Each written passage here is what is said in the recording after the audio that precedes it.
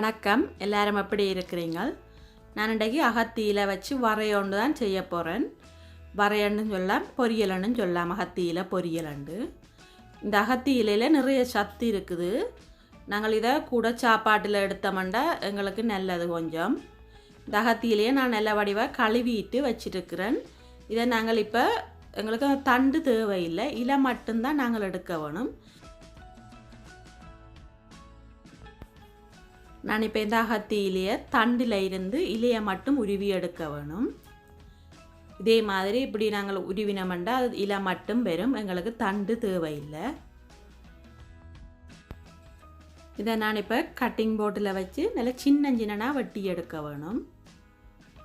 எங்களுக்கு அப்படியே இலையை போட்டு வறுக்க சில அகத்தியில் பிடிக்காதாக்களும் சாப்பிடாயினோம் அப்போ நாங்கள் இப்படி சின்ன சின்னனாக வெட்டினோம்னா அகத்தியில் பிடிக்காதாக்களும் சாப்பிடுவினோம் நான் இப்போ எல்லா அகத்தி கீரையையும் சின்ன சின்னனாக வெட்டி எடுத்துட்டேன் இதை நாங்கள் இப்போ எப்படி வறுக்கிறதாட்டு பார்ப்போம் இதில் நான் வறுக்கிறதுக்கு ஒரு சட்டி வச்சிருக்கிறேன் இந்த சட்டி சூடானதும் ஒரு டேபிள் ஸ்பூன் அளவுக்கு தேங்காய் எண்ணெய் விட்டுருக்கிறேன் தேங்காய் எண்ணெய் சூடாகிட்டுது இப்போ இதுக்கு நாங்கள் 1/2 டீஸ்பூன் அளவு கடுகு 1 டீஸ்பூன் பெருஞ்சீரகம் கடுகும் பெருஞ்சீரகம் பொரிஞ்ச உடனே இதில் நான் ஒரு பெரிய வெங்காயம் எடுத்து நல்லா சின்ன சின்னனாக வெட்டி இருக்கிறேன் இதையும் அதுக்குள்ளே போட்டு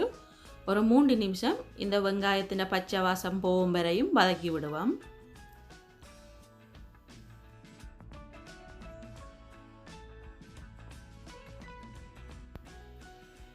இதில் நான் பெருங்காயம் எடுத்துருக்கிறேன் ஒரு பிஞ்சளவு பெருங்காயம் போட்டு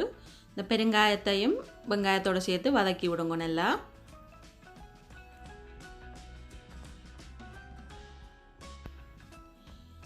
இதில் நான் 2 செத்தல் மிளகாய் எடுத்து சின்ன சின்னனாக வெட்டி இருக்கிறேன் அதையும் இந்த வெங்காயத்துக்கு போட்டு கொஞ்சம் வதக்கி விடுவோம் ஒரு 2 நிமிஷம் நல்லா வதங்கட்டும் வெங்காயத்தோட இதில் 3 உள்ளிப்பெல்லை எடுத்து அதையும் சின்ன சின்னனாக வெட்டி இருக்கிறேன் இந்த உள்ளிப்பெல்லையும் போட்டு வெங்காயத்தோட வதக்கி விடுவோம்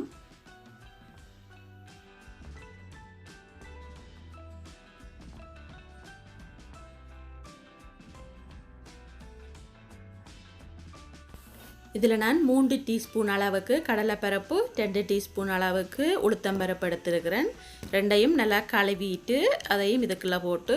கொஞ்சம் வதக்கி விடுவோம் எப்போவும் வரையலுக்கு கடலைப்பருப்பு உளுத்தம்பருப்பு போடக்க இன்னும் கொஞ்சம் டேஸ்ட் கூடுதலாக இருக்கும் இப்போ இந்த வெங்காயம் வதங்கிட்டுது இதுக்குள்ளே நான் கொஞ்சம் கருவேப்பிள்ளையும் போடுறேன் போட்டு நல்லா அதையும் சேர்த்து வதக்கி விடுவோம்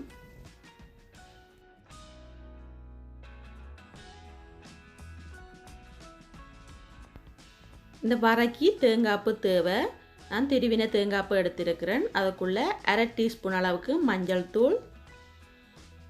உரைப்புக்கு ஏற்ற அளவுக்கு மிளகுத்தூள் தேவையான அளவு உப்பு போட்டு 1/2 டீஸ்பூன் அளவு தனி மிளகாய் தூள் எடுத்து போட்டுருக்கிறேன் இது எல்லாத்தையும் சேர்த்து இந்த தேங்காய் பூவோட நல்லா மிக்ஸ் பண்ணி விடுவோம் கையால் இந்த மாதிரி நல்லா மிக்ஸ் பண்ணி விட்டீங்களாண்டா தேங்காய் பூவும் அந்த மசாலாவும் சேர்ந்துடும் இப்போ இந்த வெங்காயம் நல்லா வதங்கி வந்துட்டுது நாங்கள் இப்போ இந்த மிக்ஸ் பண்ணி வச்சிருக்கிற தேங்காய் பூவை இந்த வெங்காயத்துக்கு கொட்டி வதக்கி விடுவோம்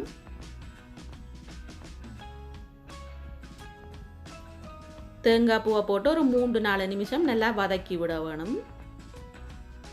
அப்போ அந்த மசாலாவும் வெங்காயமும் நல்லா சேர்ந்து வரும் இந்த அகத்தி கீரையில் கொஞ்சம் கசக்கிற தன்மை இருக்கும்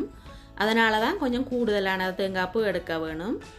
இப்போ தேங்காய் பூவும் நல்லா வதங்கி வந்துருக்குது இதுக்குள்ள நாங்கள் இப்போ வெட்டி வச்சிருக்கிற அகத்தி கீரையை போடுவோம் நீங்கள் அகத்தி கீரை போட்டுட்டு ஒரு 3 நிமிஷம் வதக்கினாலே காணும் கன நேரம் வதக்க தேவையில்லை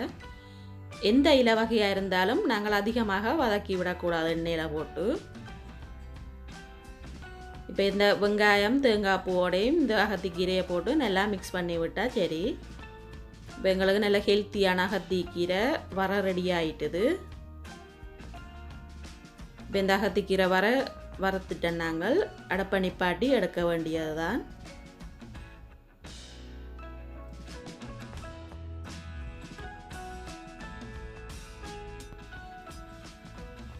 நான் செய்த அகத்தி கீரை வரை ரெடி ஆயிட்டது. இந்த அகத்தி கீரை வரை உங்களுக்கு பிடிச்சிருந்தா என்னுடைய வீடியோக்கு லைக் பண்ணுங்க, ஷேர் பண்ணுங்க, கமெண்ட்ஸ் பண்ணுங்க. புதுசாக பார்க்குற நீங்களாக இருந்தால் மறக்காமல் என்னுடைய சேனலுக்கு சப்ஸ்கிரைப் பண்ணிவிடுங்க. சப்ஸ்கிரைப் பண்ணிவிட்டு கூடவே அந்த பெல் பட்டனை கிளிக் பண்ணினா தான் நான் புதுசாக வீடியோ போடும்போது உங்களுக்கு நோட்டிஃபிகேஷன் வரும். தேங்க்யூ.